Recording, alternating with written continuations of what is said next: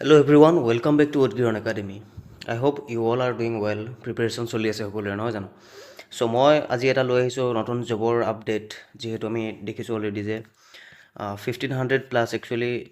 more than 1500 that is 1508 number of vacancies আহিছে ক'ৰ পৰা আমি ডিপাৰ্টমেণ্টটো যদি চাওঁ government of Assam commissionerate of panchayat and rural development Panjabari Guwahati right so' এটা হিউজ নাম্বাৰ অফ ভেকেঞ্চি আহিছে আমি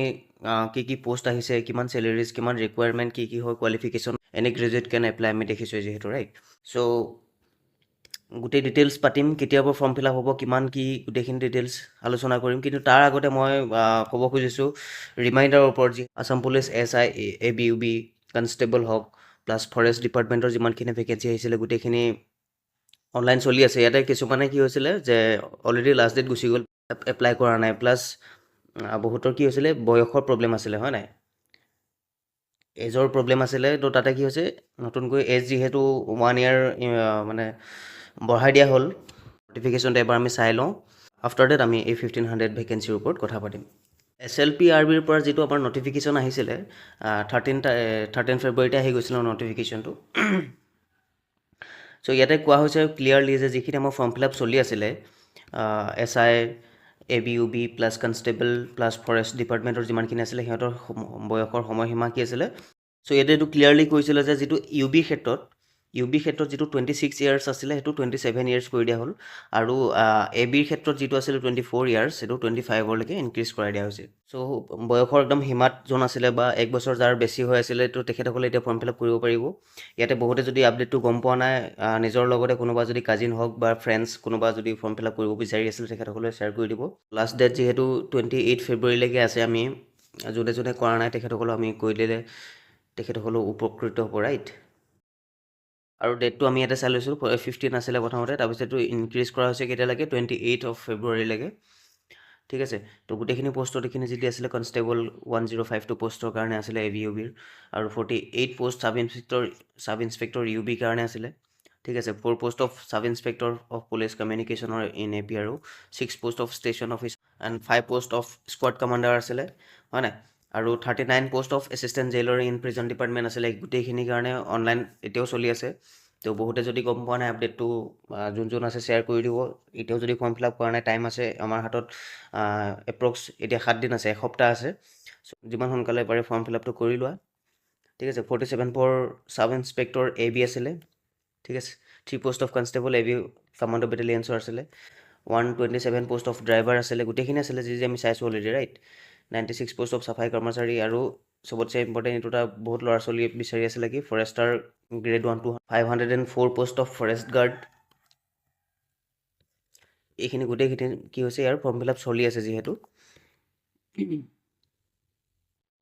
138 post off jail warder in prison department আৰু এইটো গ্ৰেড 4ৰ 181 পোষ্ট আছিলে ঠিক আছে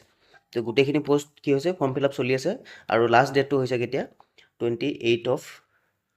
দিছ মান্থ 28 ফেব্ৰুৱাৰীলৈকে চলি আছে যিহেতু আমাৰ হাতত এসপ্তাহ আছে সকলোৱে ফৰ্ম ফিল আপ কৰা নাই যদি কৰি লওক ঠিক আছে এতিয়া আমি চাম আমাৰ নতুন আপডেট যিটো 19 তাৰিখে ৰিলিজ হৈছিলে 22 তাৰিখৰ পৰা ফৰ্ম ফিল আপ ষ্টাৰ্ট হ'ব পঞ্চায়ত এণ্ড ৰুৰেল ডেভেলপমেণ্ট আণ্ডাৰত চ' এডভাৰটাইজটো পাব্লিছ হৈছে আমি দেখিছোঁ 19 ফেব্ৰুৱাৰী 2026 ইয়াৰ এডভাৰটাইজমেণ্টটো যদি আমি চাওঁ যে 1508 নাম্বাৰ অফ ভেকেঞ্চি আৰু এইটো মেইনলি বস্তু কণ্ট্ৰেকচুৱেল পষ্টত আছে ঠিক আছে কণ্ট্ৰেকচুৱেল পষ্টত থাকিলেও ইয়াৰ ফিউচাৰ গ্ৰ'থ ভাল থাকে আপোনালোকে সকলোৱে জানে ফৰ্ম ফিল আপ কেতিয়াৰ পৰা হ'ব 9 AM of 22 ডেট ইজ কাইলৈৰ পৰা হ'ব 22 তাৰিখৰ পৰা কেতিয়ালৈকে হ'ব 22 মাৰ্চলৈকে এক মাহ সময় হাতত আছে আৰু দেয়াৰ উইল ন' এপ্লিকেশ্যন ফি যেনেকৈ SLPRB আমি এটকাও দিবলগীয়া হোৱা নাই ফৰ্ম ফিল আপ কৰোঁতে তেনেকৈ ইয়াতো কোনো পইচা দিবলগীয়া নাথাকে ঠিক আছে ইয়াতে এটা কথা মেনশ্যন কৰিছে যে লেংগুৱেজ স্কিলছটো বিচাৰিছে কি অসমীয়াৰ লগতে হিন্দী আৰু ইংলিছটো আমি অকণমান ক'ব পৰা হ'ব লাগে কিয় বিকজ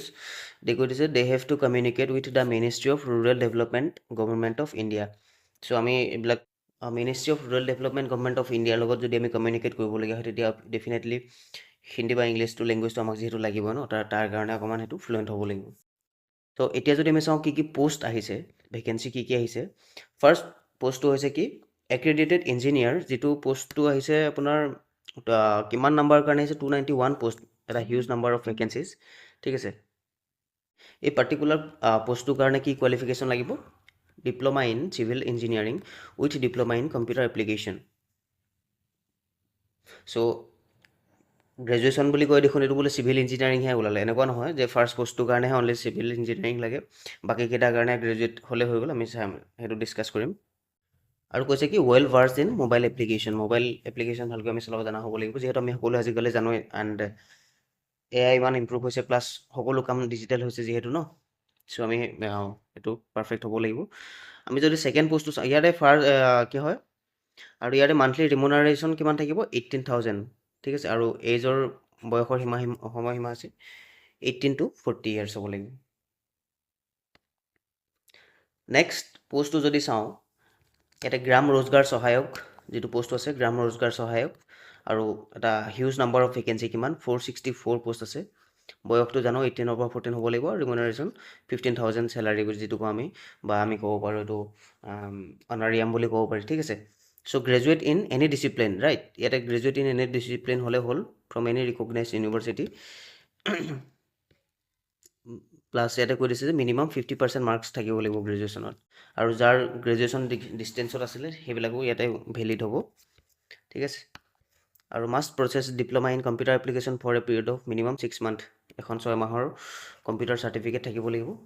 ঠিক আছে candidate well versed in mobile application এইটো হ'ব লাগিব বোলে ঠিক আছে এইটো চালোঁ গ্ৰেজুৱেটৰ কাৰণে কি আছিলে গ্ৰাম ৰোজগাৰ সহায়ক 464 পোষ্ট আৰু লগতে তাৰ লগতে আকৌ গ্ৰেজুৱেট ইন এনি ডিচিপ্লিন গ্ৰেজুৱেটৰ কাৰণে আৰু এটা কি আছে যে কম্পিউটাৰ এছিষ্টেণ্ট আছে পোষ্ট ইয়াতো আছে 291 পোষ্ট বয়সৰ সময়সীমা ছেম আৰু চেলাৰী ষ্ট্ৰাকচাৰ ছেম ঠিক আছে বাকী অল কোৱালিফিকেশ্যন কি হয় ছেমে হয় ঠিক আছে আৰু এটা পোষ্ট আছে সেইটো গ্ৰেজুৱেটৰ কাৰণে আছে ঠিক আছে এইটো হ'ল কি গ্ৰাম পঞ্চায়ত কোঅৰ্ডিনেটৰ বহুত এটা ভাল পোষ্ট গ্ৰাম পঞ্চায়ত কোঅৰ্ডিনেটৰ ইয়াতো এটা হিউজ এমাউণ্ট অফ ভেকেঞ্চি আছে 462 বয়সৰ সময়সীমা ছেম চেলাৰী ষ্ট্ৰাকচাৰ ছেম আৰু কোৱালিফিকেশ্যন ষ্ট্ৰাকচাৰ ছেম চ' আমি দেখিলোঁ এটা huge amount of number total কিমান হ'ল 1508 ভেকেঞ্চি ইয়াতে গোটেইখিনিত ছেপাৰেটলি এনেকৈ ডিষ্ট্ৰিবিউট কৰা থৈ দিয়া আছে কিমানখিনি পোষ্ট আছিলে আমি যদি লিষ্টখন এবাৰ চাই লওঁ তো কোনে কোনে কোনটো পোষ্টত ফিল আপ কৰিব পাৰিব আৰু কাইলৈৰ পৰা যিহেতু ষ্টাৰ্ট হ'ব ফৰ্ম ফিল আপ এইটো সকলোৱে কৰি দিবা free of cost form fill up হ'ব ঠিক আছে there will be no' application fees so' accredited engineer কাৰণে টোটেল ভেকেঞ্চি আছে 291 148 আৰু ৰিজাৰ্ভ ফৰ ৱমেন আছে 44 এইখিনি particular OBC SC ST P কাৰণে কিমান ৰিজাৰ্ভেশ্যন আছে আমি দেখিছোঁ ঠিক আছে ঠিক তেনেকৈ কম্পিউটাৰ এছিষ্টেণ্টৰ টোটেল পোষ্ট আছিল 291 148 for overall unreserved and 44 for reserve for women আৰু OBC MOBC plus ST P কাৰণে কিমানখিনি আছে আমি দেখিছোঁ এটা ভাল নাম্বাৰ অফ ভেকেঞ্চিজ আহিছে যিহেতু আমি দেখিছোঁ গ্ৰাম ৰোজগাৰ সহায়ক 464 আৰু গ্ৰাম পঞ্চায়ত কোঅৰ্ডিনেটৰ 462 চ' টোটেল এইকেইটা আনৰিজাৰ্ভৰ কাৰণে ৰিজাৰ্ভ ফৰ ৱমেন 71 আছে আৰু এইকেইটা same number of reservation for OBC MOBC 33 32 এইখিনি তেনেকৈ আছে চাই ল'ব ঠিক আছে ST P কাৰণে 46 আৰু তোমাৰ ST হিলছৰ কাৰণে 23 ইয়াতে 14 ৰিজাৰ্ভ ফৰ ৱমেন চ' লিষ্টখন দেখিলোঁ একমাহ সময় হাতত আছে ফৰ্ম ফিল আপটো সকলোৱে কৰি ল'ব আৰু পঢ়া পাতিৰ লগতে কৰি থাকিব এতিয়া যদি মই চাওঁ যে PNRD কাৰণে বাৰু পঢ়িবই কিন্তু চবতছে এতিয়া কথাটো হৈছে চবৰ মাজত কি SI আৰু ফৰেষ্টাৰ গ্ৰেড 1 তাৰ কাৰণে কি পঢ়িব চবৰে চিন্তা হৈ আছে বা ABUB কনষ্টেবলে হওক তো তাৰ কাৰণে এটা পঢ়াৰ মই যদি শ্বৰ্টকৈ বস্তু এটা কৈ দিওঁ যে আমাৰ উদগীৰণ একাডেমি কেনেকৈ আপকামিং ডেইজত কি প্লান লৈ আহিছে আৰু ষ্টুডেণ্টৰ কাৰণে কেনেকৈ সেইবোৰ বেনিফিট হ'ব চ' মই ইয়াতে ক্লিয়াৰলি এইটো কথা ক'ব খুজিছোঁ এনাফ টাইম আছে আমি যদি এই সময়খিনি ইউটিলাইজ কৰোঁ অলপ দিন ভালকৈ পঢ়া শুনা কৰোঁ তো এটা এক্সাম ক্লিয়াৰ কৰিবৰ কাৰণে আমাৰ ইমান একো টাফ কাম নহ'ব একচুৱেলি বাট যিহেতু SI ফৰেষ্ট গ্ৰেড সিহঁতৰ কাৰণে ফিজিকেলো দৰকাৰ হয় গতিকে সমান্তৰালভাৱে দুয়োটাই চলাই যাওক ফিজিকেল টেষ্টৰ কাৰণেও প্ৰিপেয়াৰ হৈ থাকিব তো মই যদি কওঁ এতিয়া আমাৰ আপকামিং এক্সাম কি আছে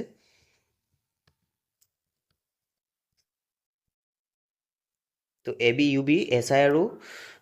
কনষ্টেবল হওক, ঠিক আছে। কনষ্টেবলৰ কাৰণে ফিজিকেল টেষ্ট প্লাছ ৰিটেনৰ কাৰণে যিখিনি ষ্টাডি মেটেৰিয়েলছ লাগে সেইখিনি আমি উদগীয়ন একাডেমি আপোনালোকক প্ৰভাইড কৰিমেই। এতিয়া যদি মই অনলি SI আৰু যিটো ফৰেষ্টাৰ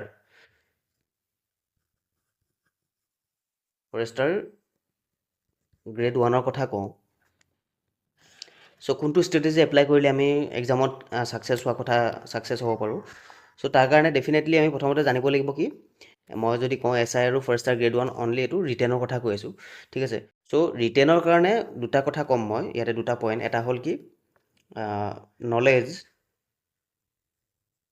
নলেজ প্লাছ এটা লাগিব আমাক কনচেপ্ট ক্লিয়াৰ লাগিব। তো কনচেপ্ট আৰু নলেজ কেতিয়া ক্লিয়াৰ হ'ব, যেতিয়া আমি কি কৰিম ষ্টেটিক পৰ্চনৰ GS GK, ঠিক আছে, বা মেথছ ৰিজনিংখিনি আমি প্ৰেক্টিছ কৰিম। তো তাৰ কাৰণে মই কৈ আছোঁ কি উদগীয়ন একাডেমি আমি ষ্টাডি মেটেৰিয়েলছ প্ৰভাইড কৰিম। কিহৰ কাৰণে, বা ফ্ৰী ক্লাছ ইউটিউবত এভেইলেবল থাকিবই। GS প্লাছ GK, মানে GS বুলি কওঁতে বুজি পাইছোঁ নহয়, ষ্টেটিকৰ কথা কৈ আছোঁ, যিটো history, polity, geography and economy, plus maths and reasoning, plus ইংলিছৰ ইমান বহুত বেছি ইয়াত একো ৰোল নাথাকিব, গ্ৰামাৰ অনলি অলপ থাকে, আমি সেইটো চাই ল'ম। প্লাছ ৰিডিং কম্পিটিশ্যন কিবা এটা দৰকাৰ হ'ব পাৰে। তো ইয়াৰ কাৰণে আমি কি কৰিম, ষ্টাডি মেটেৰিয়েলছ আমাৰ উদগীয়ন একাডেমিয়ে কি কৰিব, ষ্টাডি মেটেৰিয়েলছ প্ৰভাইড কৰিব, ঠিক আছে। আৰু এই ষ্টাডি মেটেৰিয়েলছখিনি হাইলি কোৱালিটি ষ্টাডি মেটেৰিয়েলছ হ'ব। ইয়াতে কনচেপ্ট প্লাছ আপোনালোকৰ নলেজ দুটাই গেইন হ'ব, ঠিক আছে। চ' এইখিনি যদি আমি ষ্টাডি মেটেৰিয়েলছ যেতিয়া কাভাৰ কৰি ল'ম, তাৰপিছত আমি প্ৰেক্টিচলৈকে আহি যাম কি, প্ৰেক্টিচ MCQ।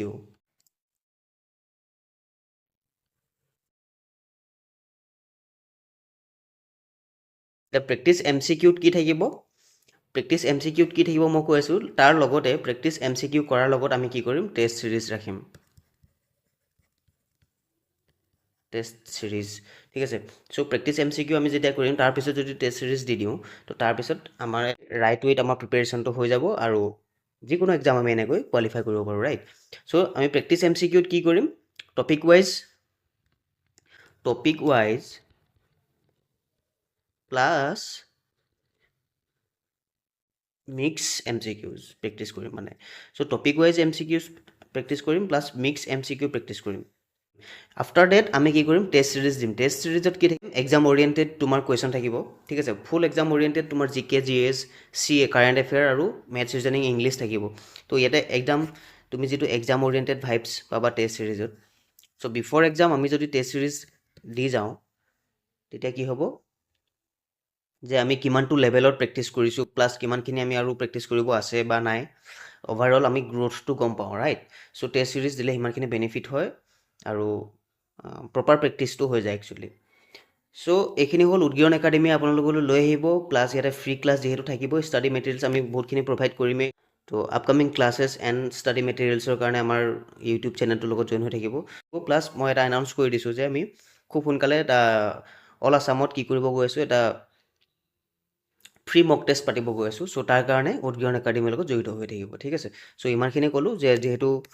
নতুন ভেকেঞ্চি আহিছে 1500+ ভেকেঞ্চি আহিছে পঞ্চায়ত এণ্ড ৰুৰেল ডেভেলপমেণ্টৰ পৰা, সেইখিনি ফৰ্ম ফিল আপৰ কাৰণে আমাৰ হাতত 1 মান্থ সময় আছে, সকলোৱে ফৰ্ম ফিল আপ কৰি ল'ব। চ' তাৰ কাৰণে প্ৰিপেৰেশ্যন কৰিব, প্লাছ আপকামিং SI আৰু Forester grade 1 plus ABUB constable হওক, যিমানখিনি ফৰেষ্টৰ আণ্ডাৰত যিমানখিনি পষ্ট আহিছে, সকলোৱে উদগীয়ন একাডেমি চেনেলৰ সৈতে থাকি পঢ়া শুনা কৰি থাকিব পাৰিব। প্লাছ যোনে বিচাৰে ফ্ৰী ষ্টাডি মেটেৰিয়েলছ, লগতে আৰু যোনে ষ্টাডি মেটেৰিয়েলছ বাই কৰিব খোজে, আমাৰ উদগীয়ন একাডেমিৰ লগত কণ্টেক্ট কৰিব, ঠিক আছে। So' that's it for today. সকলোৱে পঢ়ি থাকা। Thank you so' much.